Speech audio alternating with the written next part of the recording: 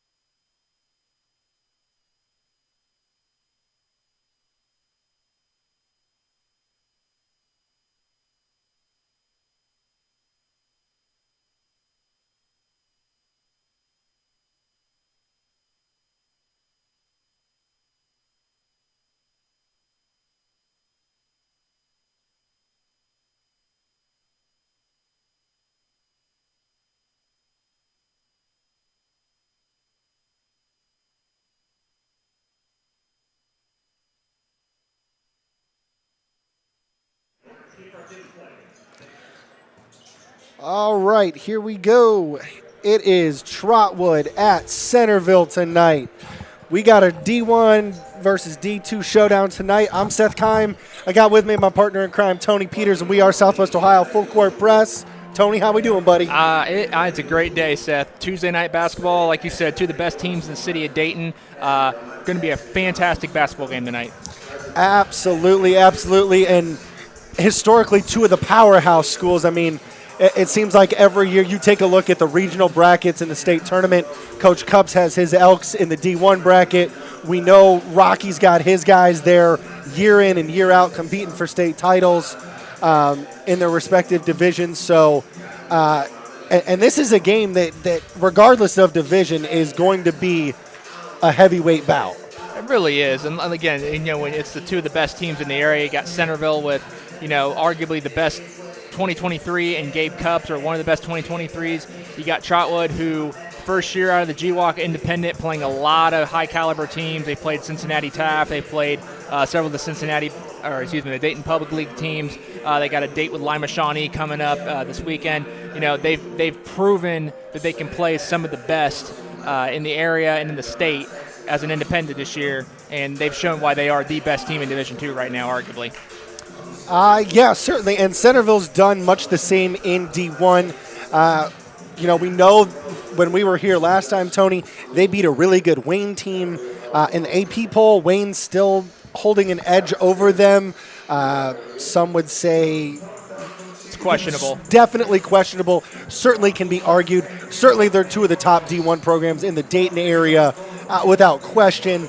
But in a heavyweight bout, we've got two very contrasting styles tonight. Centerville really tries to pack it in. They play man defense. They're very well disciplined.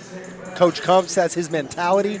And then you've got the Trotwood team that likes to run and gun, break you, and press you into oblivion. Absolutely, and obviously the big concern with Trotwood being that they can run the score that high, but their defense, unfortunately, sometimes tends to struggle, as you've seen this year with some final scores. Trotwood scoring 100 points, but they've given up 85 to 90 in the going forward with it. So that's going to be one of the keys to tonight for sure, Seth, is going to be, can Centerville slow this game down to a point where it takes Trotwood out of their comfort zone? They're not able to get out in transition.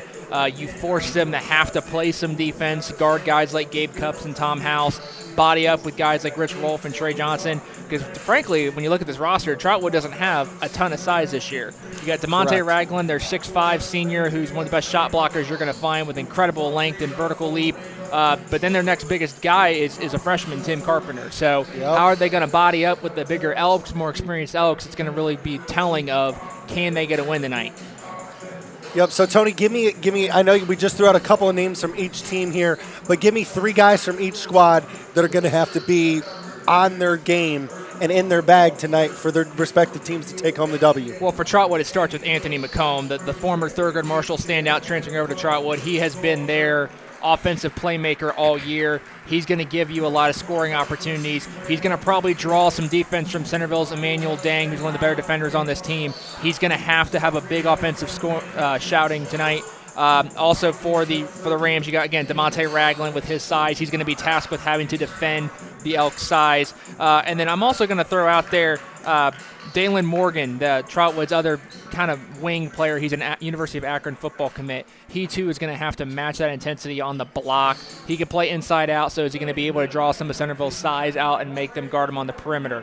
For Centerville, Tom House and Gabe Cups are definitely your 1-2. They're going to give you that scoring outside as well as the ability to beat you off the dribble like Gabe does really well. Yep. And then Rich Rolfe, their standout junior, who's had a phenomenal junior campaign this year. Absolutely. His ability to stretch the floor is going to really be interesting. If he can get a guy like DeMonte Ragland to guard him on the perimeter, you have a much better chance of getting some buckets versus on the block. Yes, indeed. And we certainly know that that both of these teams are ready. They're excited. We got lots of energy in the gym, even in this COVID environment. So for a Tuesday night game, Tony, I don't know that we could have picked a better game tonight. So we will come back at you guys here in just a second as we're getting under just the final preparations here before we get starting lineups and national anthem and things going. So as soon as we have those lineups, we will be right back on, and we'll tip this thing off.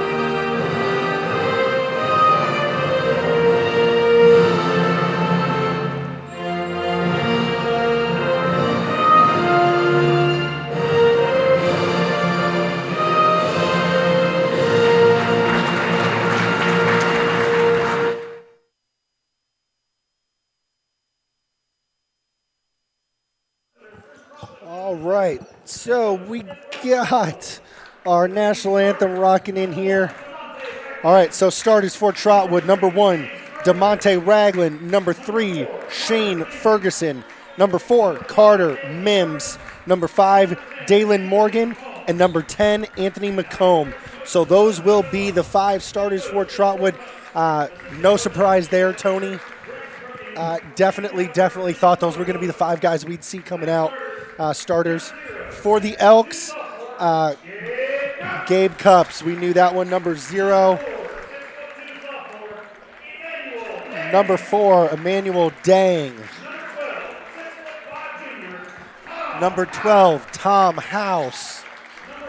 Number 13, Rich Rolfe. And number 22, Trey Johnson. So very similar starting lineups that we've seen pretty much all year, Tony. Absolutely, and you got to have the best players you can in a game like this against Trotwood. Like you said, no surprise to see the Rams with who they've got. You got guys like Shane Ferguson and Carter Mims and Anthony McComb that can get that ball out in tempo, play the transition game.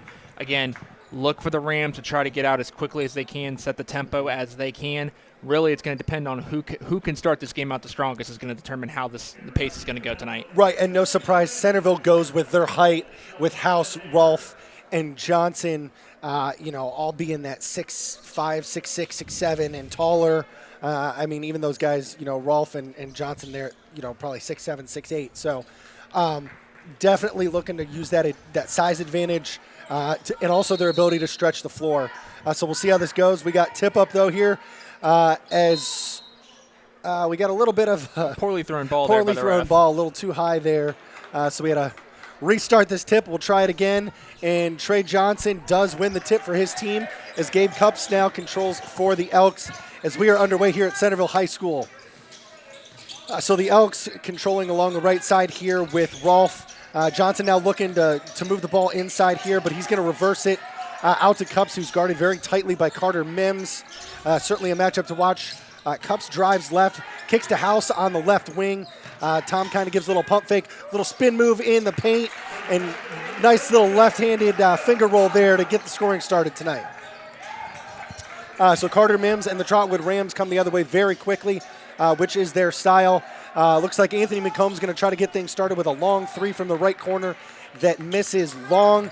Cups collects the rebound and now has the Elks in business in the front court here as he gets by his man. Drives, pulls up mid-range, misses. Rich Rolfe's there on the backside, goes up to fight, is blocked from behind by McComb, who collects it and gets out in transition. Little Euro kind of step through there in the lane that does not get to the rim. Tom House gets the rebound on the backside. Elks come the other way before Trey Johnson throws a pass away that's saved by Dang. McComb gathers that, takes it the length of the court, and converts coast to coast. Anthony McComb with the left-handed layup of his own. That's what Trotwood wants to do on that previous play there, to get Centerville to play a little bit quicker, and they almost got a turnover out of it. So got to continue to keep that pace going as Carter Mims fouled Gabe Cups there, bringing the ball up the floor. Yep, so the Elks will inbound on the left hash in their own backcourt. And certainly a fast and furious start, very similar, what we expected coming into this one. Trotwood's going to get that ball and immediately get out in transition. We know that. That is their game. That's their style. So they will continue that. Cups gets a nice look in here to Trey Johnson, who just uses his size and some fancy footwork. Gets a nice little right-hander in the lane as he gets a quick bucket. Now Shane Ferguson's going to pull a quick 3 on the other end for Trotwood. Looks like, I believe, Ragland there on the baseline with a nice offensive rebound. Makes a fancy little pass, and Carter Mims converts a 2-point bucket. Very good ball movement there by the Rams to get an open bucket on the backside, Tony. Definitely. Very interesting now on the defensive end. Trotwood not bringing any sort of full court pressure in terms of trapping. They are picking guys up man-to-man, but they're not looking to get any sort of traps there, which they usually do against other teams. Yep, and Centerville tries to get the ball inside to Johnson. Pass was off and deflected there just a little bit, but the Rams collect and they get out quick. Mims drives baseline on the left side, and it is swatted and rejected by Trey Johnson. Beautiful, beautiful block there. Heck of a play on the other end by Rich Rolfe to save it to House. House goes the length of the court and is fighting down low for everything that he can get. He got a couple opportunities there. Just could not get the ball on the rim to fall. Trotwood gets the rebound and comes the other way now. as they turn the ball back over. Pass is picked off by Trey Johnson. House now coming the other way, finds Rich Rolfe running the court. Rich uses his body in space, but kind of got lost underneath of it, collects his own offensive rebound, and does eventually get the bucket to go. So both teams playing a little bit out of sorts here, but Centerville's collected some early buckets. They share the 2-point lead here, 6-4, 4:58 to play as McComb pulls a mid-range jumper. Beautiful shot there by Anthony McComb. Long mid-range jumper there to get this game tied up. And the Elks try to get out in transition game of their own a little bit and end up throwing the ball away. So the Rams will inbound here after some substitutions. We're tied up 6-6, 4:50 to play, though, Tony. Yeah, I'm a little bit surprised to see Centerville playing as fast as they are. You know, obviously Emmanuel Dane doing a great job getting out into transition, but, you know, these Trotwood Rams are so athletic and so defensively sound. You got to really be careful when you're trying to throw these full court passes, and it's really that's 2 turnovers they've had as a result of that. Ooh. And boy, oh boy, Carter Mims showed off his speed there in the full court. He just got the ball and took off some fancy dribbling. He did pick up a foul, Ryan Kiefer picked up a foul on the defensive end, trying to slow Mims down there. So the Rams will inbound the ball under their own basket. Mims does find Ragland under the basket there. Ball kind of gets lost for a second. Mims makes a nice pass, and Ragland ends up missing a wide open kind of layup at the rim almost. I thought that would have been a surefire bucket, but it rolls off the side of the rim. And the Elks collect and come the other way. Ryan Kiefer now controlling, finds Tom House along the right wing. He reverses back to Cups. Cups looking to survey and attack, ends up pulling a 3 from dead on and rattles it home after some home court rim rattling around to get that down. Make sure y'all stay a little further apart because I think y'all are too close to each other. All right, we're just getting a little heads up here on some COVID protocols on trying to keep our distance here as we're trying to call this game. But all in good spirits here as the Rams will reset again. Gabe Cups got that 3-point bucket to rattle home there for the Elks. Anthony McComb's going to try to answer him on the other end. He misses long, but it does look like Dalen Morgan. Well, Dalen Morgan got a nice offensive rebound there to keep the ball alive for the Rams before Ferguson hit a 3 to answer. Jason Hayes now into the game for the Elks on the other end. Misses a layup inside. Rich Rolfe collects a rebound, gets a shot back up. He misses, collects his own, finds Tom House out on the perimeter. House misses. Wild fight for the rebound here as Mims now attacks the other way. He just used that speed to blow by all the Elks, but kind of got stuck under his own rim there as Rolfe then collected the rebound for the Elks coming the other way. And boy, we are going fast and furious here. We are just at about the 3:10 mark, tied up at 9-all as Tom House is going to pull from the right wing. Nothing but net for Tom House as he gets going here with the 3-point bucket as well as that opening layup. He's got 5 here early. So 3 minutes to play here. We got a 12-9 game as McComb looks to attack for the Rams. He gets a little floater along the right baseline to drop Anthony McComb with a nice answer. Jason Hayes now with the ball in transition. He attacks, kicks the wing to Tom House. Tom House fakes, gets by his defender, pulls a mid-range shot that rattles in and out. Looks like Hayes had a chance at that rebound there. Just lost control for the Elks, so the ball will turn over the other way as Dalen Morgan will inbound to Carter Mims here for the Rams as they look to see if they can get this, get the lead here back. Again, 12-11, Elks leading, 2:35 to play here in the first quarter. Mims attacks, kicks to the right wing where he finds McComb. McComb going baseline on Tom House. Trey Johnson looked like he stepped up here. Trey Johnson stepped up along the baseline and took a charge there. So an offensive charge called on Anthony McComb. So Elks have the ball going the other way, Tony. Good stop there by the Elks. And really, I mean, I want to point this out. When Trotwood had the ball, when Centerville had the ball, Elks doing a great job early on here on the offensive glass. I mean, I've counted at least 5 offensive rebounds they've gotten just hustle. You know, and this is showing that size the Elks have that Trotwood is struggling to maintain and compete against. Absolutely. Seems like guys are taking shots and getting their own rebounds for second chance opportunities. They haven't gotten some of those to go, but those will eventually start falling. An example there, Emmanuel Dang goes up inside, Kind of gets blocked on his first, his first lift up there, but gathers himself, collects the rebound after it was knocked away. He goes back up and gets a nice bucket inside, and then Trotwood turns the ball over in transition there. So the Elks have the 3-point lead here, 14-11, 2:01 to play. I think Rocky needs to consider maybe calling a timeout this next possession for the Rams. They look a little bit flustered right now, trying to play a little too fast at this point. Yeah, and I think Centerville's kind of composed themselves a little bit here and gotten it under control a little bit more as Jason Hayes gets aggressive, drives in the lane, kind of stops, gets his defender to close out, and then keeps going, gets the contact and the bucket. So Jason Hayes will step to the line here, looking to convert an and one as the Elks hold a 16-11 lead here, 1:49 to play in the first.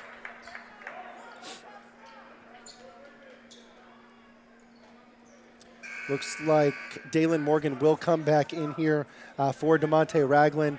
Ragland looking to get a breather here early, just getting coached up a little bit. So Jason Hayes is going to be looking to convert this and one. He does. So 3-point play there for Jason Hayes on the bucket and the foul. Carter Mims now attacking for the Rams on the other end, trying to probe what looks to be a bit of a zone here by the Elks, Tony. Looks like a matchup zone, which the Elks have done in the past. Usually you won't see them doing a lot in terms of like a 2-3, but this matchup zone allows them to kind of get some good matchups with the guards still without having a situation where Trotwood's had where you got a smaller guy guarding a dude like Trey Johnson or Rich Roll for the Elks. It allows for a little bit better help side defense to step in, especially when you got some faster, more athletic guys potentially. Yep. So I like it here from Centerville. It's certainly they've gotten some turnovers off of it, but McComb finds a soft spot in the zone off of a nice pass. A little turnaround, Jay at the free throw line. He converts. He's got 8 of Trotwood's 13 so far. So Anthony McComb here feeling it early for the Rams as the Elks look to slow things down on the offensive end and attack, see what they can come up with. They find Cups along the left wing wide open for 3. He comes up short, but another offensive rebound. He's going to get another crack at it. This time the shot goes long, but yet another rebound. This time it's Kyle Kenny off the bench for the Elks. Jason Hayes now collects it. He attacks, just gets downhill. Nice right-handed finger roll there for Jason Hayes. Carter Mims comes flying down the court the other way. Looks like he might have had a chance at an and one. Foul was called on the floor before the shot, though. Just a common foul there. Trotwood will have to inbound. But, man, Jason Hayes getting aggressive here early coming off the bench. He's got some big buckets here early for him. Oh, yeah, blowing by defenders easily. And why not? I mean, if no one's going to step up and put a body on him, keep just doing what he's doing. Absolutely. Too fast, too strong. And same for Carter Mims right now, the way he's playing for Trotwood. He is just blowing by guys right now. He's just got to look to be able to compose himself a little bit once he gets there to finish some of those. But the Elks get a turnover, get a steal off the inbound. They get a transition bucket, and Quinn Hafner comes in off the bench, hits a little mid-range jumper on the baseline for a 2-point bucket of his own, and Carter Mims just loses control of the ball there in transition, turns it over again. So Centerville now finds themselves up 21-13 with about 35 seconds to play here, Tony, and they've got a chance to stretch this early lead up to 10 points potentially here. And the way they're shooting the ball and executing on the offensive end, I wouldn't be surprised if you look for Tom House for a 3 or look for a dribble drive and have a guy like Rich Roll for Trey Johnson be there for cleanup. Yeah, and I'll be interested to see if they do indeed try to hold for the last shot, but I think Rich Rolf's going to get a wide open 3 here at the top of the key, and he just misses. Comes up short, and on the ensuing inbounds, Jason Hayes, using all of that athleticism, goes jumping out of bounds and slings the ball behind him at about 80 miles an hour that catches his teammate straight in the face. Unfortunately, Rich Rolfe gets a header to head out of bounds after taking one to the dome. Oh, all right, so the Rams now attack as Carter Mims crosses up Dang. He's going to pull from 3 but come up short. Rich Rolfe collects the ball for the Elks as Tom House now looks to attack with 5 seconds on the clock. He gets the step through, kiss off the glass, bucket, and the Centerville Elks are going to take that as they go into the first quarter break here, up 10, 23-13, Tony. I don't think we expected a start like that, Seth, especially to see Centerville being the one with the 23 points that first quarter. Nope, they certainly got out. Big testament to Jason Hayes, how he played coming off the bench. Their Elks doing a great job on the offensive glass, so got to keep that going. Obviously, got to defend Carter Mims and Anthony McComb, and they'll be in good shape. Yep. So let's hear from one of our sponsors for tonight. The pandemic has changed many businesses in a variety of ways. Companies are searching for ways to keep their workforce engaged, as so many work from home or the office environment has changed. Company cultures are impacted in a negative way when employee recognition is not planned and addressed. Local company Incentive Rewards provide solutions and best practices for how to build and maintain company cultures. The team at Incentive Rewards can provide online reward and recognition programs designed with your budget in mind. Your employees are your greatest assets. Take care of them and keep them engaged in your business. Contact Incentive Rewards for more info. Email sales@incentiverewards.com or visit their website, incentiverewards.com, for additional ways to contact them. All right, big thank you to Incentive Rewards. As we look to get this second quarter started, Tony, certainly did not expect to see Centerville coming out matching the pace that Trotwood was going to play with. Seems like the Elks took that challenge, have played with that pace, but have remained a little bit more composed and gotten a lot of offensive rebounds, second chance opportunities here that's kind of wearing these Rams down until they end up with some open buckets. Yeah, well, the offensive rebounds is really the biggest aspect for them, as Gabe Cups gets a steal there for the Elks. He gets a breakaway steal and a hard foul on the other end as he was well defended there, but aggressively defended by, I believe that was Tymir Blanton, came in trying to hustle back and make it tough on Gabe. Little bit of bodies flying everywhere here, but Gabe's going to step to the line here with two shots. He converts the first. And if you see that name and you know your Trotwood basketball history, you will see Tymir Blanton is related to Carl Blanton, who just graduated from the Rams a year ago and is at Eastern Arizona College now this year. Yeah, absolutely. The whole Blanton family, man. They've got all sorts of guys. I believe they've even got a third in the making in the line here. Delamar, he's also on the team. But Centerville gets another turnover in transition as Trotwood just loses control of the ball, and Rich Rolfe converts on the other end for yet another bucket. And the Elks are just pouring it on Trotwood right now as McComb takes a beautiful step-back three over Tom House to try to stop the bleeding here. Anthony McComb has 11 points and is pretty much doing it all for the Rams right now. Really, and he's doing it in so many different ways. And I think for Centerville, that's one thing they can take away this rest of this quarter in the second half is going to be defending him a little better. Yep, Gabe Cups kind of gets inside the defense there. Does not quite get the bucket to go as the Rams collect it and get out and transition the other way. McComb just comes flying down the other end. Little jumper in the lane, bounces once but falls. Again, Anthony McComb doing everything he can to keep these Rams as close as possible. But we're sitting at 27-18, 6:40 to play here in the second quarter as the Rams are looking to get the ball inside here. Little inside-out game potentially, but Cups is going to control as he drives left, kicks back right to Tom House on the right wing. Tom House catches the front of the rim there as it rolls over. Rams will bring the ball the other way as they collected that rebound. Anthony McComb gets, I believe, Kiefer up in the air there on a nice pump fake and then blows by him, but does pick up the foul. So Ryan Kiefer, my apologies, picks up a foul there. They did give him the bucket on that. So Anthony McComb with an and one situation here.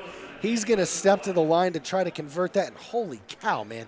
Anthony McComb is single-handedly keeping the Rams in this game. Well, this shouldn't be a surprise to any of us, I don't think, because we knew he did this at Thurgood for 3 years, so he just has a different uniform on this year. But, he definitely has that same mentality, and, his ability to create offense off the drive is one of the most impressive traits I think that he has. And it's almost unmatched in the area, just the way that he does it inside out, speed, athleticism.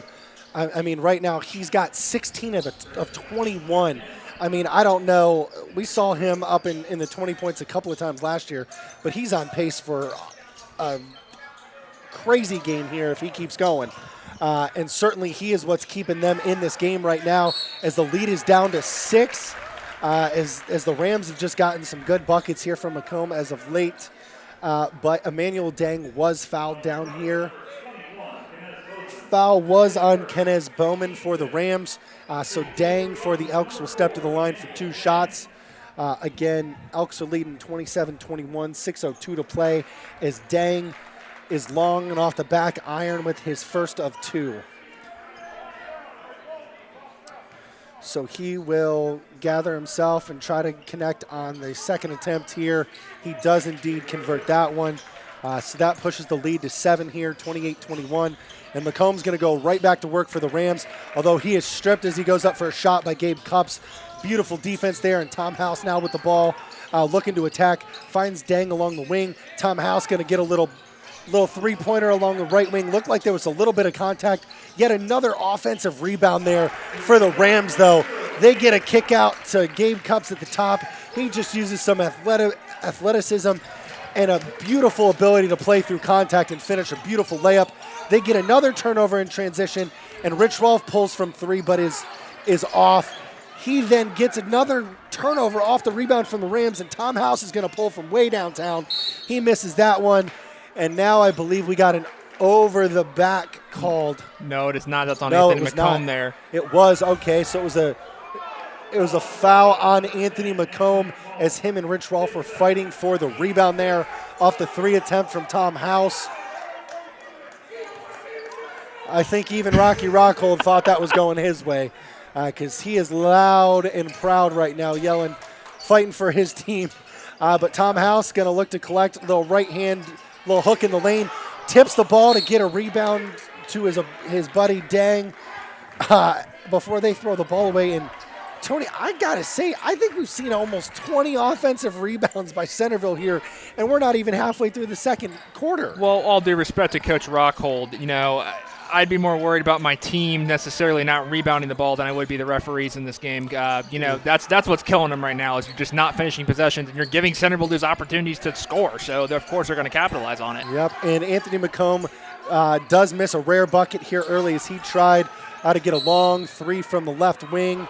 And then the Elks got the ball back over here in the half court before a foul was called on Kenneth Bowman as the Rams tried to double team Gabe Cups, but that will put them at 17 fouls, so Gabe Cups will step to the line for a 1-on-1 opportunity.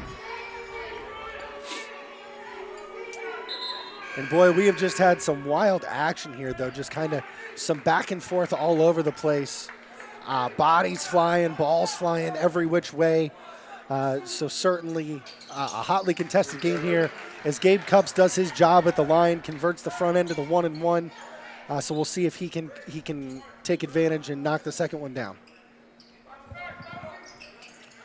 Gabe does indeed knock that second bucket down. So the Elks now lead 32-21 as Carter Mims comes flying down the court and gets a long 3 from Shane Ferguson, but it is off. Nice rebound there down low by Kenneth Bowman to keep the ball alive for the Rams. As Mims attacks on the offensive end, a little runner as he came down Main Street. Foul was called on Kyle Kinney, and that floater did fall, so he will step to the line for an and 1. I guess we're calling NBA continuation today, Seth, because that foul was definitely one, before he put that ball up. Mims and I believe the Macomb one before that were both probably should have been called on the floor, but a little bit of continuation granted. So, kudos to the kids for making the buckets and keeping playing hard. Oh, yeah. And stepping to the line, and Mims does miss his free throw there, so he did not convert. Macomb did previously, but a good, tough rebound there by Tom House before he kicked the ball out to Cups here so that the Elks can go back to work on their offensive end. Gabe Cups is just going to blow by a defender, and 2 other Rams cannot get there in time as he gets to the lane and just lays it in for an easy 2-point bucket. Cups has 11 early points as he's got a strong showing. Anthony Macomb with another 3-ball for the Rams, though. Man, he's got 19 here as we are just at the 4:10 mark of the second quarter.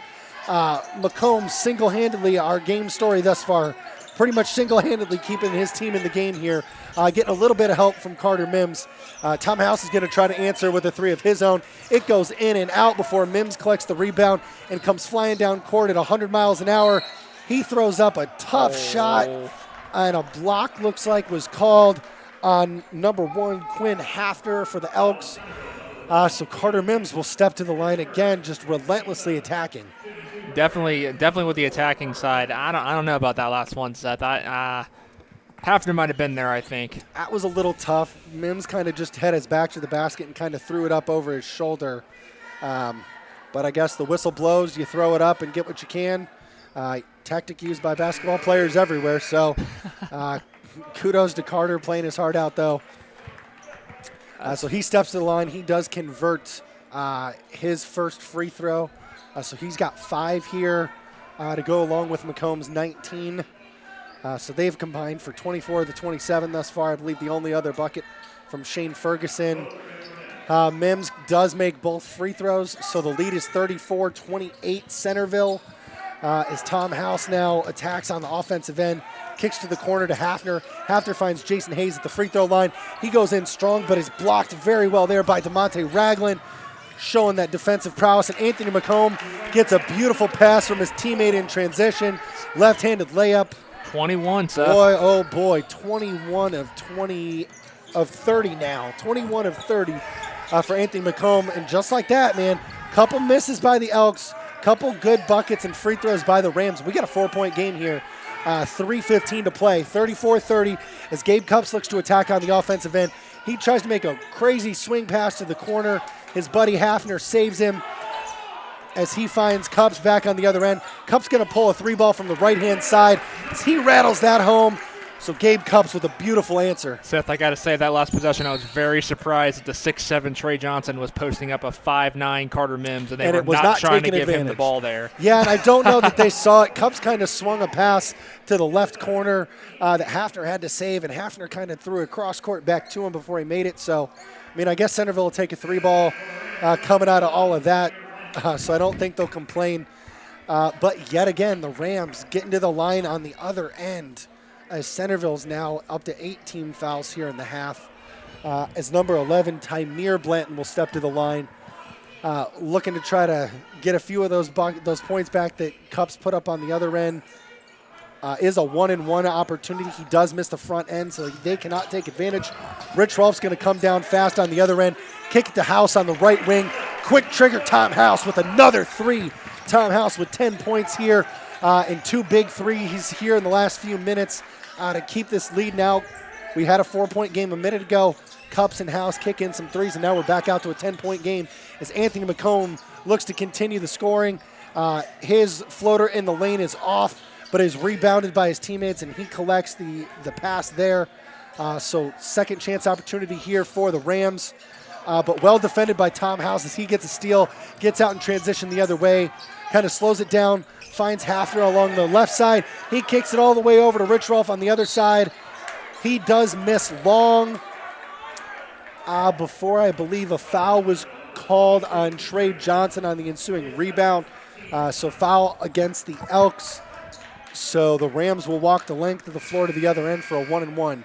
So we are at the 2:08 mark here in the first half. So quarter number 2 here, 40-30, the Elks lead. But Tymere Blanton steps to the line for a 1-and-1, trying to answer. Good box out there by Tymere Blanton to get to the line there. I wanted to call that out. That was a very good job of getting his butt into Trey Johnson and forcing that over the back. I think Trey Johnson's got 2 or 3 fouls so far, so that's what the Rams are hoping for too. You know, if you can get a guy like Rich Rolf for Trey Johnson, even just one of them on the bench, you take some of that size away. You've noticed they haven't had as many offensive rebounds the last 2 minutes because of that. Yes, indeed. And Tymere Blanton makes up for the miss on the last 1-and-1 opportunity, collects both at the line this time. So job well done there by Tymere Blanton to take advantage of the foul on Johnson. So the Rams still down 8 here with about 2 minutes to go in the half as Gabe Cups brings the ball up here for the Elks. And both teams going to their bench here. We've got a couple of guys in the game here that haven't played much, but Anthony McComb picks off a pass for the Rams, gets out in transition, and is fouled as he tried to get a right-handed layup to go as he looked to attack. And Anthony McComb will head to the line for 2 more free throws for Trotwood. That's not a bad foul there. I got to agree with that foul. If you're going to make McComb go to the line, you got to make him earn it. And, the way he's been playing this game, doing basically whatever he wants, you need to make him get some points at the free throw line and give your defense a break if you can. Yes, indeed. McComb, a very good shooter, though, so I would expect him to collect at least 1 of 2, if not both. But he will be taking the first and drains it. I think one of the biggest stories in Dayton, honestly, Seth, when you look at recruiting in that 2021 class, is the fact that Anthony McComb, as good as he is, does not hold any Division I offers right now. Very perplexing in my mind. I think he's shown clearly on the offensive end he can score against anyone, anywhere. McComb does go 1 of 2 at the line, so that foul ends up being smart for Centerville as they save a point on the effort. So the Elks will look to attack here on the offensive end as Rolf kicks to House. House with some fancy dribbling, kicks out to Reese Clark, who's in the game for the first time here for the Elks. Reese kicks to Hafner on the left wing, in and out a little bit there. Clark fighting for the rebound, but just doesn't quite have the size there to get that one before Trotwood comes the other way. A little bit of crazy back and forth action there. Carter Mims about crossed himself out of his shoes on that last one. Yeah, he did. Anthony McComb looking to go to work. My goodness. Crosses up, Reese Clark, and nails a 3 from dead on for 25 in the half. Anthony McComb just going absolutely nuts today for the Rams. And Rich Rolf's going to look to answer that 3 on the other end, but misses badly to the right there for him. Not a miss you generally see from a guy as skilled in shooting the ball as Rich Rolf. And, man, Carter Mims just relentlessly attacking on the offensive end for the Rams and gets fouled yet again to go to the line as the Rams have just kind of collected points at the line here with the clock stopped. If Mims can make these free throws here, we got a 2-point game with 46 seconds to go in the half. Yeah, this is exactly what Trotwood needs, especially after that start, getting down by double digits and getting beat on the glass the way they did, to now really be speeding it up. Mims and McComb are literally carrying this team on the offensive end so far. Absolutely. I mean, McComb with 25 of 36. Mims misses the front end, but I believe he's got 6 thus far. So the vast majority of the points tonight coming from McComb and Mims. Obviously, Tamir Blanton, Shane Ferguson kicking in a couple here and there. But so far, the Rams, as out of sorts as they seemed a little bit. They get turnovers. They force teams to foul them. They get to the line and just pick and claw their way and fight the whole game. Mims did get that second bucket, so we've got a 3-point game. But Tom House is going to look to change that as he misses the 3, though. Rich Rolf with the backside rebound before he misses the second chance. Put back. Anthony McComb attacks on the other ends for the Rams. Just blows by everyone with a beautiful kiss off the glass. We got a 1-point game here as Anthony McComb has 27. And the Rams get a huge block by DeMonte Ragland before it's ultimately collected by Hafner for the Elks. He kicks to Tom House, who reverts it back out to Gabe Cups to set up as we've got 10 seconds to go here in the half. In a 1-point game, Tom House looks like he's going to get a volleyball line 3-pointer at just before the buzzer. It goes off. Shane Ferguson's going to throw a 3-quarter attempt. It is off. So a wild first half ends here in a 1-point ball game. The Centerville Elks lead 40-39, and the biggest story, Anthony McComb with 27 points in the half. Tony, it's incredible what this man is doing so far, Seth. The fact that this is only a 1-point ball game on top of that is even more impressive in my opinion. It's going to be interesting to see Centerville in the locker room. How are they going to go forward in terms of preparing for the second half? Are they going to have to maybe throw a box and one? You got to throw something different at McComb because the way he is scoring and the doses he's scoring and ability to get to the free throw line, something's got to change. Absolutely. And talk about one man doing it all. I don't know that the Rams came in thinking they were going to get 27 and a half from one guy, but they will take it, no doubt about that. And boy, oh boy, man, Centerville twice in that first half had 10-point leads, only to see it erased in just a matter of a couple trips down the court, a couple of fouls, and some free throws by the Rams. Of course, a good transition bucket and some big threes by Anthony McComb certainly helped. But wow. Wow is about right. So let's. So while we're here at the half, let's go ahead and hear from another one of our sponsors. It's 10 Under Sneakers, Seth. Are you looking for a new pair of shoes? Check out 10 Under Sneakers, a local business in the Dayton area. You can get a new sneakers at least $10 under retail, guaranteed. I bought 2 pairs from them myself and saved over $90. Are you looking for a specific size? No problem. Reach out to them on their Instagram page, and they will find it for you if they can. If not, they'll at least try. To see their current selections or to reach out about a specific pair you may see, you can visit their Instagram page at 10 Under Sneakers. That's 10 Under Sneakers. Tell them Tony sent you. Big thank you to 10 Under Sneakers there, Tony. I like it. Flipping the script back and forth week to week, making it work regardless of who says it. So good work there, my friend. Oh man.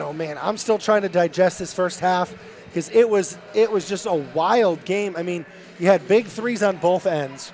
You got Centerville playing at a pace that I didn't think that we would have seen out of them.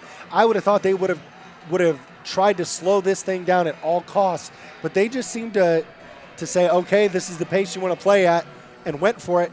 And for the majority of the half, it worked out for them. I think so. I think at that last minute was when we kind of saw that Trotwood pressure kind of get the best of them. Usually Centerville, the type of team, they're going to hold the ball for that last shot, and they were just kind of playing 100 miles an hour those last 30 seconds till Gabe Cups got the ball and slowed it down there for the last 12 seconds. So, that's what Trotwood wants. You want the Elks to be playing out of their comfort zone. You want them to play as fast as possible. Although it started off great for the Elks, can they maintain it? They're not used to playing at that pace, so are they going to be able to continue to do that? Yep. Are they going to have, the lung capacity for the second half? The other big note that I think you mentioned was the number of fouls that the Elks picked up. I mean, Trey Johnson took his seat after a number of fouls.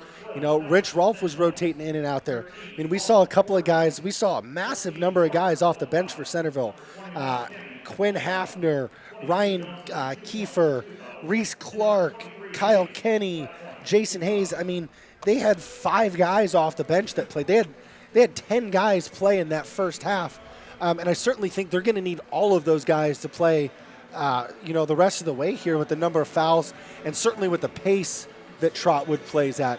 But the main change you saw was when Rolfe or Johnson took a seat, all of a sudden that offensive rebounding that was keeping the ball away from the Rams a little bit disappeared, and then the Rams were collecting that one-and-done shot from Centerville and taking off and getting fouled at the other end, which just perpetuated that even more. It really was. And another thing, too, with these Elks, defensively, to that point, like I said, Anthony McComb, the way he is playing right now, that's something Centerville, I think, they're used to seeing to a certain extent, but I don't think they've seen a guy do it in a half to them. Well, and be that efficient. I can only think off the top of my head 2 misses maybe by McComb. He missed a 3 in the corner at the start, and he missed a little runner baseline jumper, I think. That might have been his only 2 misses outside of when he was fouled and went to the line. Mm-hmm. But, boy, oh boy, you talk about an offensive gem of a first half. Anthony McComb and he did it at all levels. He had, catch and shoot threes. He had, shot creation with some nice handles, getting the defender, taking a step back, creating that space to hit a long-range 3, using those ball handling skills to blow by defenders and get to the rim, finishing through contact, floaters, mid-range. I mean, you name it. He put on a display from top to bottom. Absolutely, and again, it's just incredible that he's not got any D1 offers at this point, because the way he plays, he looks like a Division I guard, at least at the MAC level, I would say, at the very least. At the very least, and I don't know. I don't want to speculate on anything, because from what I know, Anthony McComb is a standout kid. He's friendly as can be, but man, oh man, I would think just by the game on the court that he would at least be getting some offers and some talks from some coaches, some phone calls, something. I'm not sure what would be holding those offers back, whatever that may be. Again, I'm not going to speculate, sit here, because I don't think it's anything off the court, anything like that. I mean, the one question mark might be grades, but I don't know. That's about the only thing that could possibly come to my mind. I don't know, though. So that's certainly a question mark. Again, I don't want to speculate too much on that because I, quite frankly, have no idea other than he's not being contacted by D1. And that's not to say he's not being contacted, but I've not seen any offers put out there by D1 schools. So he may be talking to him behind the scenes. He may just be that type of guy that's a little more quiet and reserved and not putting it out there. But I would think that if he had some offers, that we would hear some whispers, some rumors, something. Right. And it's just not there. Right.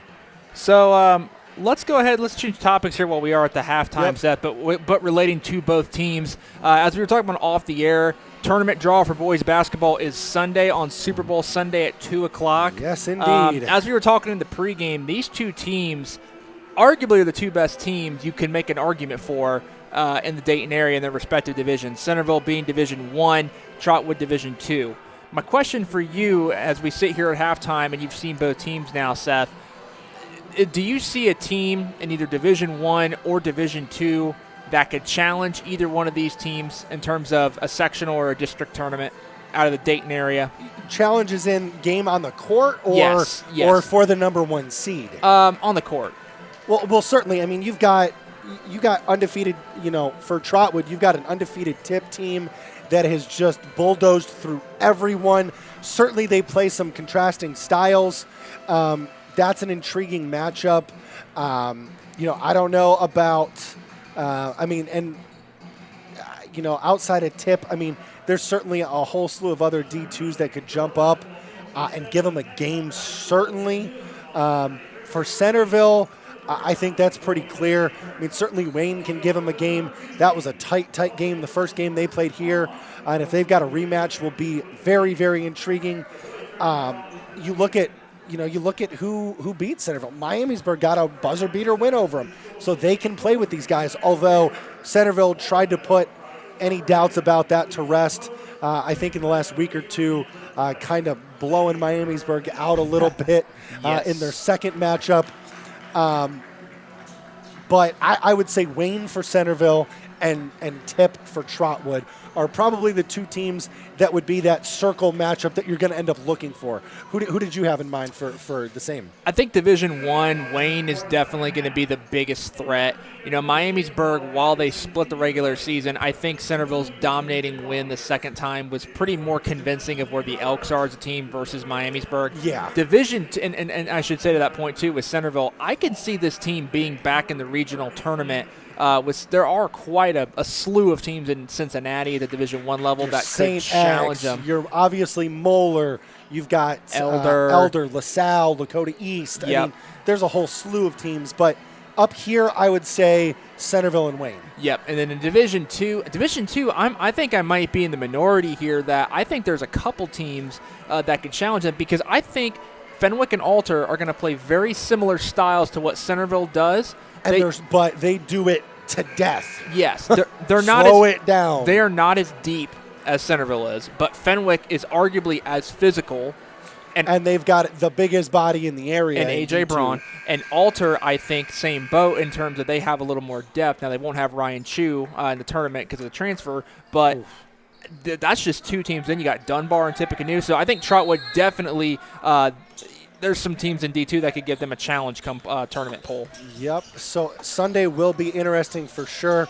But before we get there, we got to get back to action here as Centerville starts off the second half. Beautiful pass from Gabe Cups on the right wing as he threw a little overhead bullet down low to Emmanuel Dang, who just got in the lane off a great cut and just got an easy layup there. And then the Elks very quickly turn over the Rams on the ensuing transition. So Elks looking to start off the second half strong with an early showing as Trey Johnson finds a cutting Rich Rolfe for another wide open layup. Two early, quick, easy buckets off of cutters and passes for the Elks, Tony. Catching Trotwood asleep. Rams not coming out. It's been with that turnover also before that. Rams not necessarily playing awake at this point. Got to pick it up here. You cannot let Centerville get that big lead yet again and have to dig yourself out No, again. indeed. And Carter Mims does get all the way to the rim. Tries to make a nice little pass to McComb. McComb misses for one of the few times tonight. Centerville comes the other way and gets another quick bucket in transition from Rich Rolfe. Just 6 quick points here from Centerville to start the half. They're looking to make it 8 as Rolfe kicks to the right wing to House. Tom House bangs home a 3 from the right wing, and Centerville opens up the second half with a statement 9-0 run here as they now lead back up to 10 immediately, 49-39, with just under a minute gone by here in the half, Tony. Speechless is what I have to say right now. Speechless. That's Hey, well, and you said it a second ago. You're like, if you're Trotwood, you don't want to get back down by 10 points and let Centerville, start to get back to their game. And that's what Centerville did immediately. I mean, they got 3 quick transition buckets, seemingly undefended at the rim, and then a wide open kick to the right wing where Tom House, just lights out shooter, volume shooter from out deep for his size, just nails a 3. And boy, oh boy, the Rams, again, they did it in the first half, clawed their way back from 10-point deficits, but they found now their third 10-point deficit of the game, where they had cut it to 2 and 1 points before. Yeah, we'll see what happens at this timeout. Can the Rams get their composure back together? McComb did miss that last shot he put up, but it's hard to tell on that last possession what Centerville was doing, if they're doing anything different. All 4 buckets have just come so quick. They didn't even really run much of a half-court set, right? On most of those, they were just first cuts as soon as they got there, or Rich Rolfe driving by, Tom House in the corner. But McComb's going to go to work here for the Rams. He tries to create and kick to Carter Mims. Carter Mims finds the front end of the rim, and the Elks rebound as Gabe Cups is going to try to steer this to a larger lead than it already is. And boy, Rich Rolfe looked like he might have had Trey Johnson there on a nice little give and go, little screen there. But Carter Mims comes flying in, takes the ball away, but then very quickly turns the ball over on the transition pass. A steal and then a turnover just like that, though.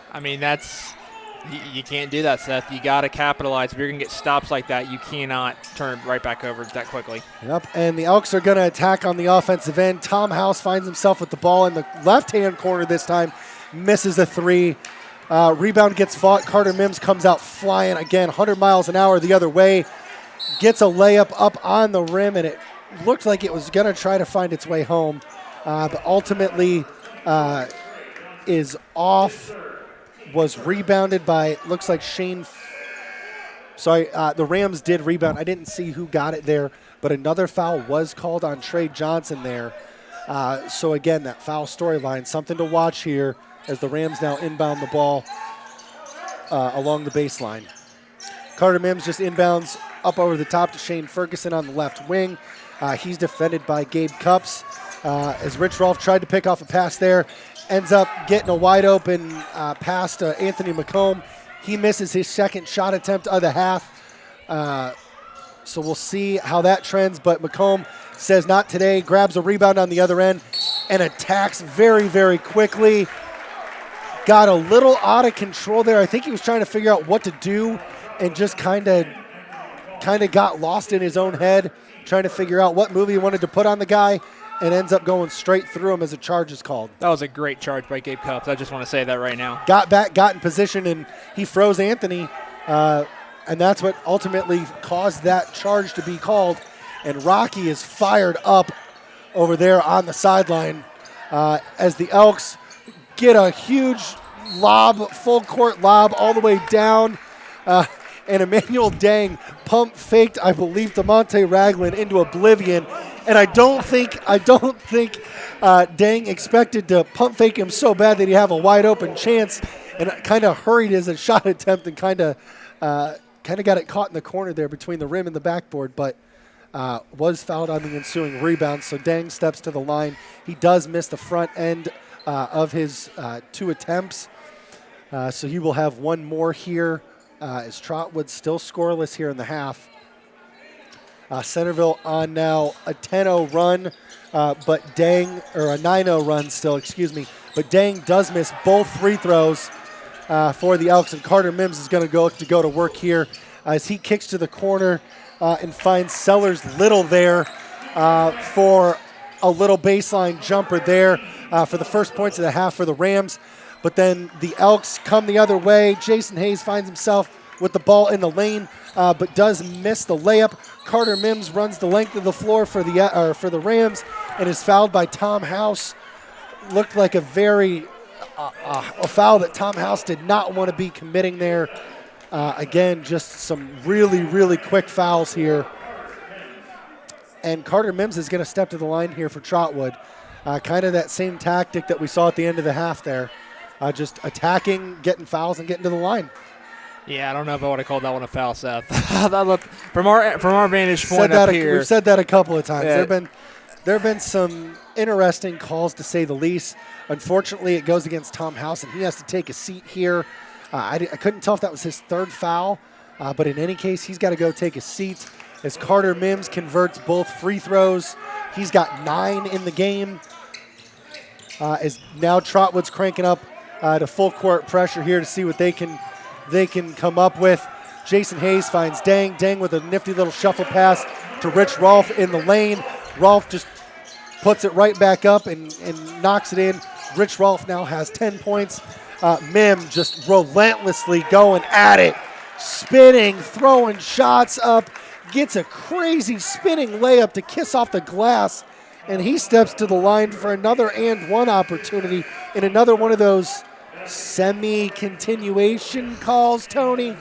I thought he might have gotten fouled on the spin, but then they gave him the shot attempt out of it. So I guess we're going with NBA continuation tonight. So at least they're being consistent about it. Yet again, credit to Carter Mims, though.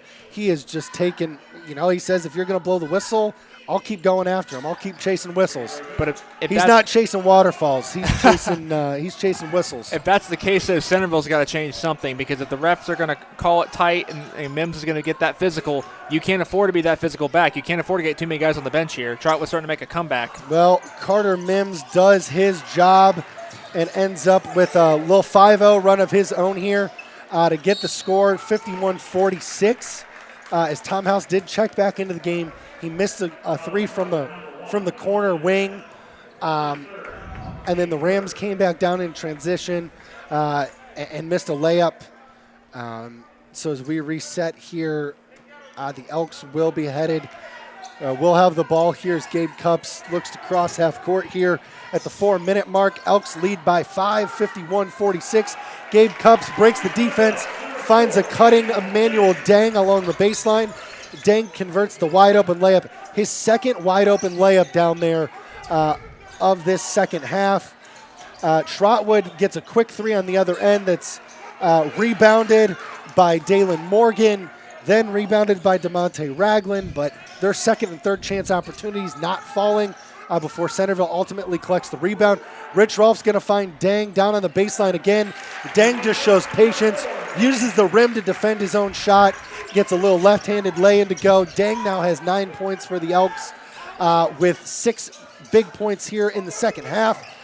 Carter Mims is going to miss, but his rebound is going to be collected by DeMonte Ragland. Before, I believe, Sellers Little missed a shot of his own that was collected by Jason Hayes. Hayes was fouled by Dalen Morgan just as he crossed half court. So the Elks will rebound on the side, and we finally get a chance to breathe.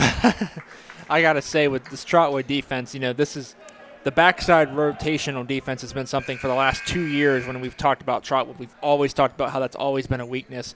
And we've always said if a team can beat you to that backside every time, Trotwood's going to find themselves in issues. Well, the Dang's second done half, it 3 times. The second half, if that has been Trotwood's issue on the defensive end, is that backside is just not rotating over quick enough, and it's giving the Elks a lot of open layups. Yeah. Yep, they've done it. I mean, Emmanuel Dang has benefited from that 3 times for the Elks here early. A little bit of a a contested rebound there that was ultimately called a jump ball. Possession arrow favors the Rams, so they will collect as this lead is 9 now. The Elks 55-46. 2:45 here to play in the third quarter as Carter Mims kicks to the left wing to Shane Ferguson. His shot goes in and out and is collected by Hafner for the Elks. And Rich Rolfe pushes the ball up to Tom House. Tom House turns and triggers a three from the left wing and buries again, man. Tom House just catch and shoot all day. He has 16, a vast majority of those all on threes. Carter Mims comes the other way attacking. Jason Hayes steps in for the Elks and draws a charge there. Thought Mims might have been headed to the line for another and one, but it's going the other way. Elks get a big stop there on a charge against Carter Mims. The lead is now 12, Tony. We are sitting at 58-46. Not too concerned yet because Centerville has gotten us a 10 a couple times today, and Trotwood does find a way to claw back in. Now, McComb just checked back in. He had been sitting for a lot of that quarter because of some struggles on the defensive end. Tom House looked like he pulled a three on the left wing that he thought he should have been fouled on. Hayes picks up an off-ball foul as the shot was headed to the rim. So he will take a seat as the Rams will inbound the ball to bring it the other way. Ferguson pushes the ball up to McComb, who's guarded by House on the right wing. Anthony McComb kicks farther into the corner to Ferguson, who goes baseline on Gabe Cups and attacks against Tom House. Centerville just uses that size as Rich Rolfe gathers the rebound. And they get a little bit of a hurried pass thrown way ahead of everyone in transition. And it looks like Kiefer and House kind of collided there for the rebound. But Gabe Cups picks off a lob pass as the Rams tried to come the other way. Ball then is reversed all the way into the corner by Hafner before he kicks all the way to the opposite corner to Tom House. And the Elks finally settle it before Rich Rolfe is fouled by DeMonte Ragland after he pump faked and tried to go by him. The Rams, though, have 6 fouls already in the half. So the Elks will be headed to the line here for 1-1 the rest of the game. And we've still got a minute and a half to play in the third quarter. And DeMonte Ragland just picked up his fourth foul. That's huge. So a big defensive presence, shot blocker, one of those athletic guys fighting for rebounds has to take a seat as Rich Rolfe takes advantage of it, backs down a guy with some fancy footwork and a nice left-handed post move there to convert a bucket. As Anthony McComb controls for the Rams on the offensive end, he goes baseline, spins, kicks it out to the far opposite corner to number 11, Tymir Blanton, who gets a nice move on the baseline and a better little jumper floater on the baseline and converts it. Rich Rolfe comes down, gets out of sorts, and kind of throws up a prayer to avoid an offensive foul, but it falls. Rich Rolfe with another bucket. Shane Ferguson looking to attempt. He's stripped by Gabe Cups, who throws it ahead to Tom House. Tom House says, thank you. I'll take this three in transition from the left-hand side and bangs home his third three of the quarter. Tom House looking like Steph Curry, only a little taller, saying, oh, I won't take the layup. I'll take 2 steps to my left and bury a three.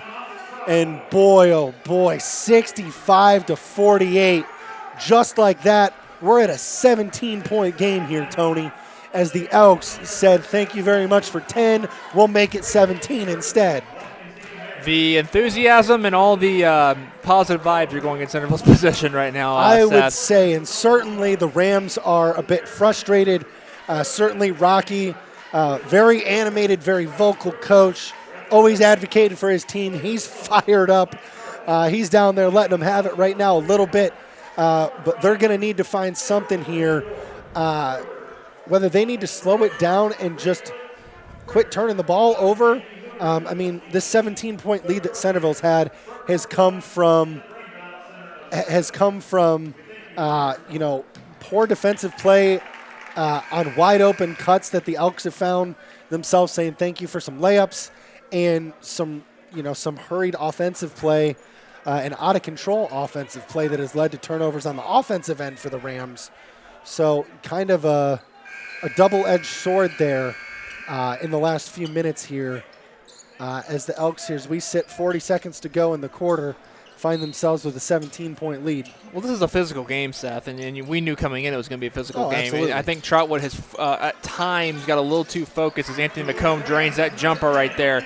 The Rams have gotten a little too focused on, the physicality of the game. They need to focus on, like you said, slowing it down if needed, execute on the offensive end. If I'm Anthony McComb, keep looking to score, but obviously be realistic if Centerville's covering you the way that they are to get some other guys involved. Well, and you found early, in that first quarter, McComb had almost 15 points, followed it up with 12 in the second, and he just finds himself, as we're at the 22nd mark here in the third quarter, finds himself with his first bucket of the second half, which gives him 29. But, man, that was a big quarter to have your do-it-everything guy on the offensive end to go silent. And I believe, Ryan Kiefer is fouled on the opposite end, steps to the line for a 1-and-1 here, converts the front end, make it 2. So he answers McComb's jumper to keep this at a 17-point lead, 67-50. The Rams looking to score here before the buzzer as McComb is going to pull from the left wing and bury a 3. So he quickly has 5 points now, but they give up a transition bucket here as the Elks get a beautiful over the top and then an unselfish pass. Oh boy!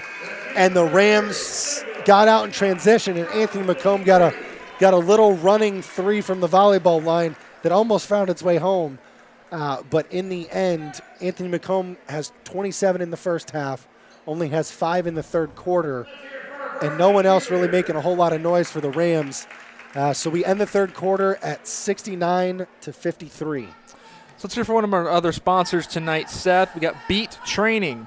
Want to be a standout athlete on the court and in the gym? I know I do. Make the most of your offseason by training with Becker's Endurance and Athletic Training, also known as Beat. Customized workouts and meal plans delivered through a single app so you can take them wherever you train. Be trained by someone with multiple NASM certifications and 8+ years of being a student athlete, weight training, and military service. Find out more at Beat614, that's BEAT 614, on Facebook and Instagram, or at www.beattraining614.com. Shout out to Corey Becker, who's that leads Beat Training. Good guy. Definitely does a great job at the training, like I just said. So if you're looking for any of that, definitely hit him up. Absolutely. So we will get underway here with our last quarter here, quarter number 4, as the Trotwood Rams are going to try to find their way out of a 16-point deficit to see if they can make this ground up and get it tightened up here on the Elks. Gabe Cups is going to go to work as he drives left. Does not quite get that floater as it hits the front, then the back, and goes over. But Trotwood yet again collects the rebound, gets out of control in transition, and turns the ball over again. So the Elks are going to inbound the ball at half court. And it's stuff like that that's just been the story that's killed them all night long. They get a stop. They look to get out in transition almost too fast and lose control of the ball. And the Elks say thank you for the time off the clock. But Jason Hayes is going to pick up, looks like an illegal screen here on the offensive end, so it will head the other way. That is Jason Hayes' 4th foul, so he will take his seat now. So we got some guys in foul trouble on both sides of the court. Although Raglan is back in the game with 4 fouls for Trotwood, so we'll see how that plays out. But Anthony McComb's going to look to go to work here for Trotwood. He drives left, uses his long limbs to get the ball to the rim, and he's fouled, trying to get there. He'll head to the line for 2 free throws. Anthony McComb trying to do everything he can to cut into this lead while the clock stopped, headed to the line. Gotta love his drive he has had this game, Seth. And, again, we've talked about how this has been, he's been doing this for such a long time. This is the time to show it. If you're a college coach and you want to see what this kid can do, see what he does in these next 7.5 minutes with his team down 16. Can he carry them back? If he carries them back, there's no excuses at that point. The kid can clearly do it all. He can fill it up on the offensive end. Even more so in this game than I saw from him last year, shouldering the majority of the scoring weight for his team, just saying, okay, if that's what I got to do. Makes both free throws on the offensive end. So he now, I believe, is sitting at 31 out of 55 for the Rams. He steps in the lane on the defensive end to steal it, but gets a little too far ahead of himself and loses control of the ball as he tried to run the floor. Again, another transition turnover by the Rams. Just like you were talking about, playing too fast. Too fast. No reason. I mean, yeah, get out in transition, but he just looked to go too quick, too fast, and you're supposed to dribble with your head up, but not so much that you dribble it off your foot and lose control. Right. And oh, boy, Centerville gets another illegal screen called against him, this time on Emmanuel Dang, in almost the exact same spot that Jason Hayes got his call in on the last possession. 2 possessions ago. Kind of at the elbow, trying to set a screen. It almost looked like an off-ball screen trying to spring a shooter free. But something is clearly, the refs are not liking the way they're setting up. Maybe a little wide in the arms. Cubs kind of getting animated about really keeping those arms in tight on the screen. So we'll see if that continues to be called and if Centerville can make some adjustments. But luckily for them, Trotwood's turned the ball over in other methods. But we'll see what Anthony McComb can do this time. Crosses up Emmanuel Dang, pulls a 3 that he's going to come up and hit the front end on, unfortunately. So he's going to D up Gabe Cupps in transition here.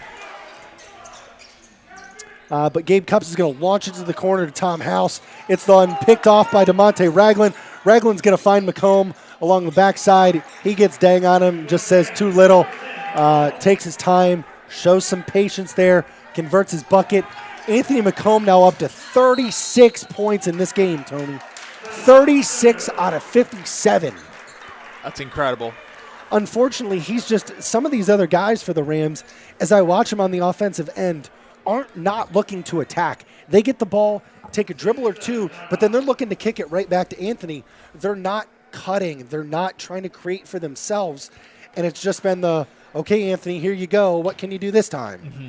Which it works to a certain extent when you're when you got a guy going off for 36, but he's only got 9 points in the half as opposed to 27. Right.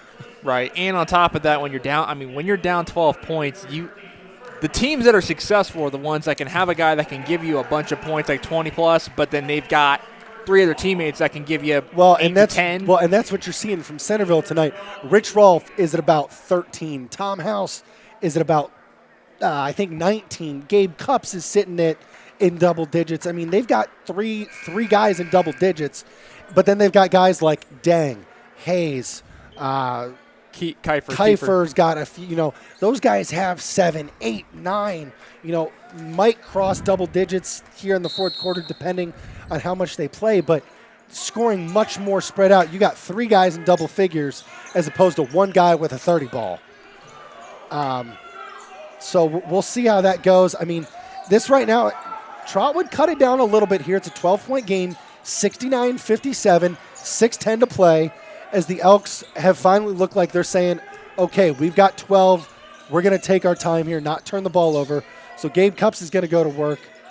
He takes his time. Backside cut by Rich Rolfe. Back door, just up and under, reverse layup. Rolfe, 16 points, like I said. Just multiple guys filling it up in the scoring column, and they're willing to share the ball, but everyone creating for Centerville, not just one guy, unfortunately. Now, DeMonte Ragland gets the ball way underneath the basket, just uses his athleticism and muscle to get a bucket down there. Nice bucket by Ragland. Rich Rolfe comes the other end. Again, backside left wide open. Fortunately, they recovered that time and got a turnover. And Anthony McComb is going to come the other way. But again, desperation to some degree by McComb here. Gets out of control, and a charge is called against him. And that's his 4th foul. He won't take a seat because he's about the only scoring option they've got right now consistently. Some of that, I think, is frustration by Anthony. He's just trying to do everything he can, and it's just too much at times. But Trotwood gets lazy. Rich Rolfe cuts straight in, down Main Street in transition, and ends up with a wide open, uncontested layup. I mean, you're not going to win a ball game giving up those kinds of buckets, Tony. You're really not. And, I got to say, As McComb takes a shot there and McComb kind of misses. takes a turnaround miss.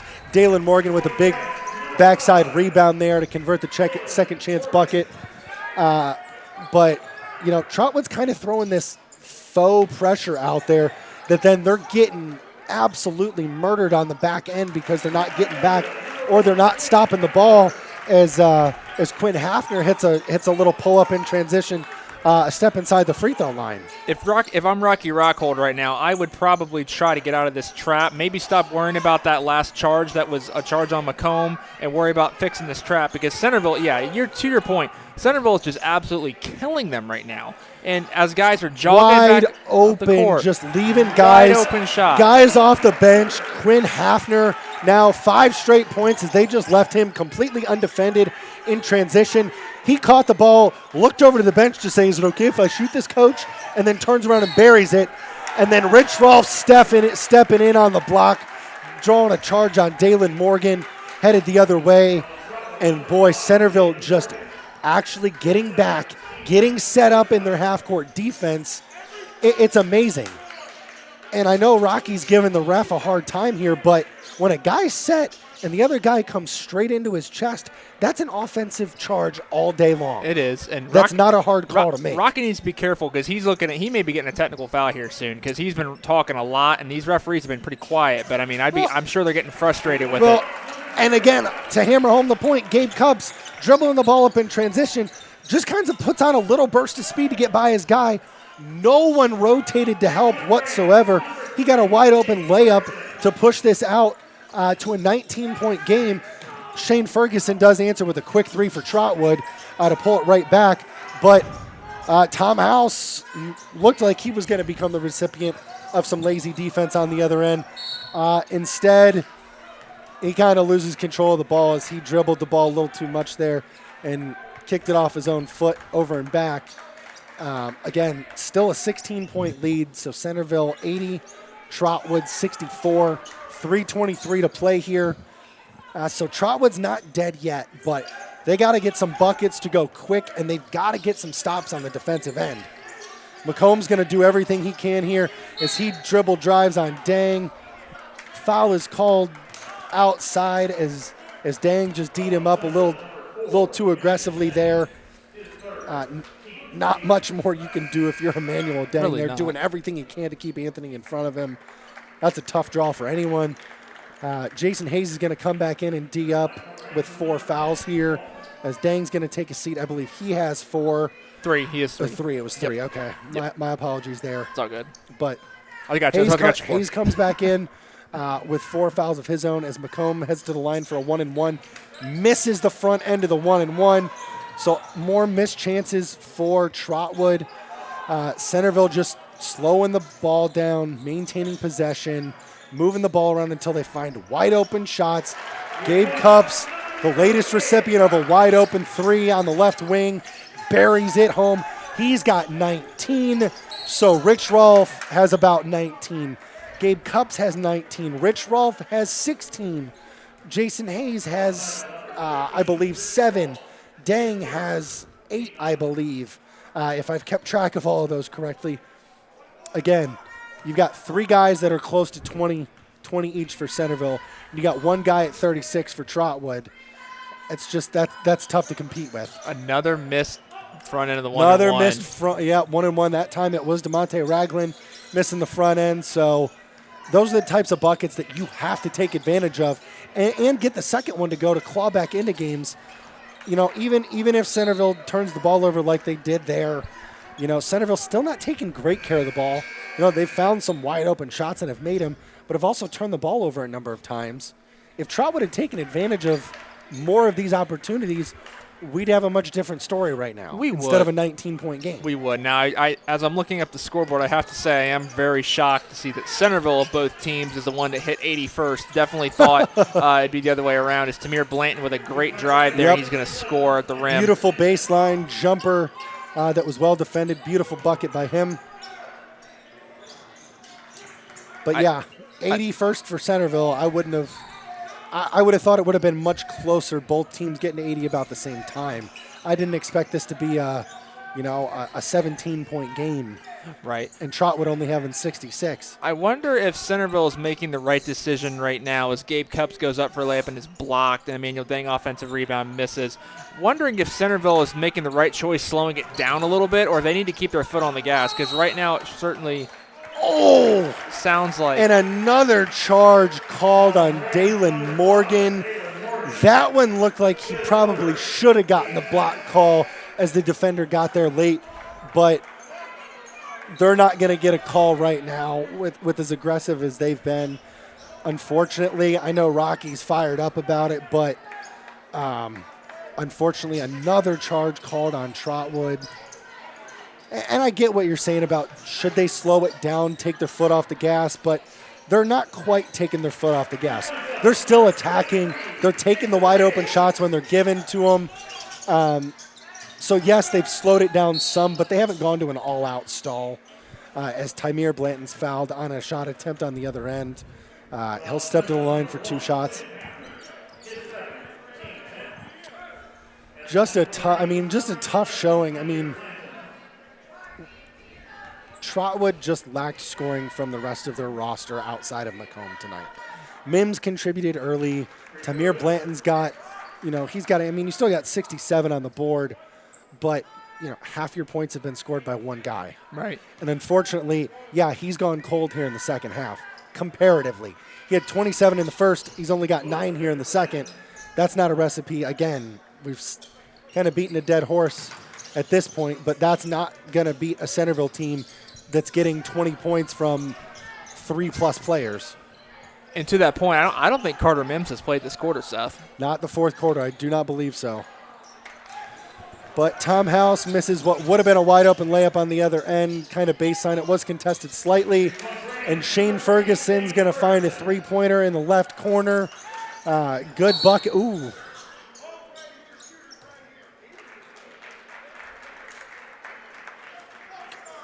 Shane Ferguson got a quick 3 there. Nice shot there on the left wing. But Tymir Blanton fouls Gabe Cups on the ensuing inbound play. So Gabe Cups will walk the length and take 2 shots with a minute left in a 14-point game.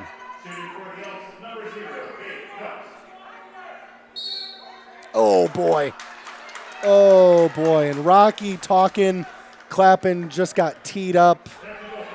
So Gabe Cups, maybe. I don't know. He might just take them all.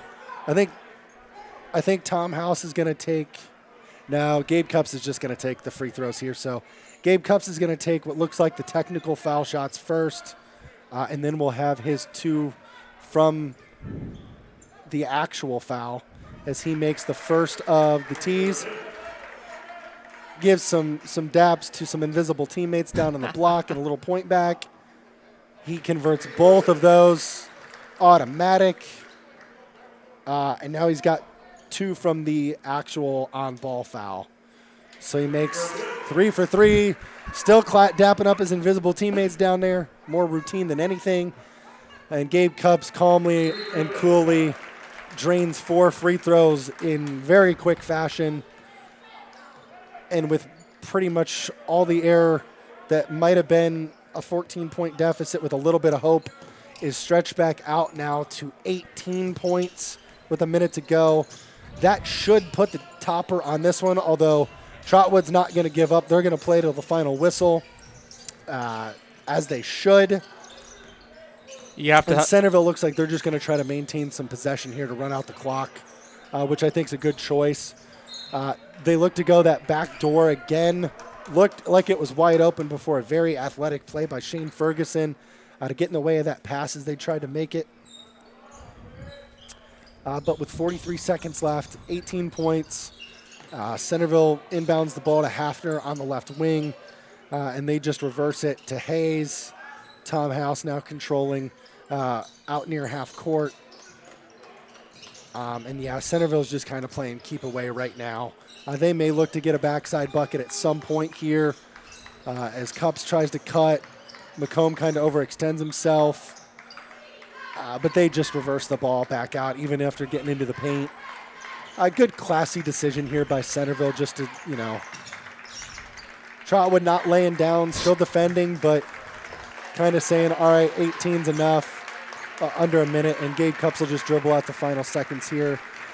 As Centerville gets a huge win and a statement win at that to finish with an 18-point W, 89-71 over the Trotwood Rams here, in what was just an excellent team game that was played by Centerville. Just all around great game. 4+ guys, I think. I believe Cups crossed the 20-point mark. Rich Rolfe was very close. I think he had 19. Tom House, I believe, had 19. A handful of others in double figures. Anthony McComb, I think, finished with 38. 30. I think he had 36. I don't think he scored 36, again. okay. He hit that baseline down here. So 36, still a heck of a game from him. Certainly with 27 in the first half, but just not enough down in the second half. As Centerville kind of came out of that half, got on a 9-0 run.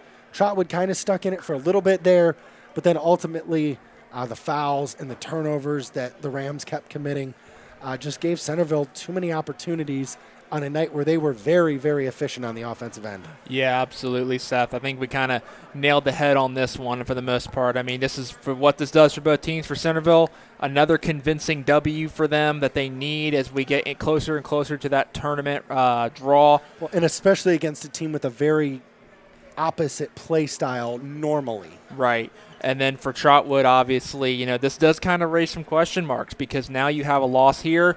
How are they going to play against Lima Shawnee? We did kind of say off air before this game, Lima Shawnee is going to play very similar to what Centerville has in terms of their style of play. So how are they going to respond to that? I mean, if you lose another one and get to that'd be their third loss, 3 losses. Where are they going to get seeded in the tournament? Yeah, when you've got an undefeated tip team that's sitting right there, fighting tooth and nail for that number 1 seed, certainly. A tough game you got 2 top teams in the area. Trotwood is D2, but they are a powerhouse D2 generally, and Centerville year in, year out. Certainly I think we both came in expecting Centerville to be victorious in this one. Don't know if we expected it in this fashion, but in any case, we will conclude our broadcast here tonight. Again, 89, I believe, 71. to 71 victory for the Centerville Elks. With that, thank you again to Centerville High School and AD Rob Dement for their hospitality and getting us set up here and allowing us to broadcast. So thank you all. With that, I'm Seth Keim. I'm Tony Peters. And we're Southwest Ohio Full Court Press. Find us on Twitter or our webpage, swofcp.com or at swofcp. And we will talk to everybody later. Talk to you Good later. night.